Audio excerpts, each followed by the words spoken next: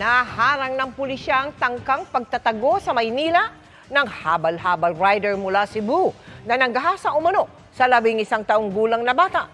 Nakatutok si June Veneracion. Pagbaba ng barko sa pier sa Maynila, nagmano pa sa sumalubong na tiyahin ng sospek. Pero hindi lang pala mga kamag-anak ang nag-abang sa kanya. Tama ka na lang sa amin, ha? Alam mo na? Ay, sir, ito pala yung Sige, dito tayo sa gilid tayo, gilid. Naroon din ang mga pulis na nakatunog sa kanyang planong magtago sana sa Metro Manila.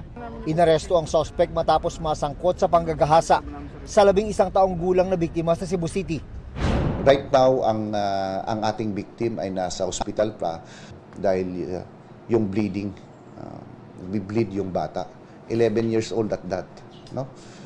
So, dapat lang mahuli siya at sagutin niya sa batas ang ginawa niya. Nitong Sabado, March 7, nahuli pa ang sospek na habal-habal rider, ang kasang biktima.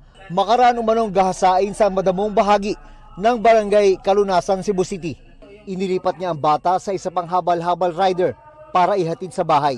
Sabay takas. Binigyan pa raw ng 6,000 piso ng kanyang ama ang sospek para magtago. Base sa investigasyon, kinuha ng sospek ang tiwala ng bata sa pamamagitan ng pagbibigay ng maliliit na halaga ng pera.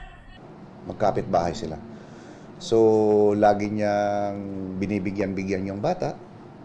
At the last na nangyari yon is 200 pesos yung binigay niya. Malaking bagay talaga yung ng magulang dito to check on their kids. Nakatakdang ibiyahe ang sospek sa Cebu para harapin ang reklamong paglabag sa Special Protection of Children Against Abuse, Exploitation, and Discrimination Act.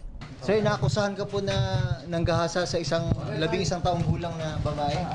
Baka gusto niyo po depensahan yung sarili niyo. Para sa GMA Integrated News, June Veneracion, nakatutok, 24 oras.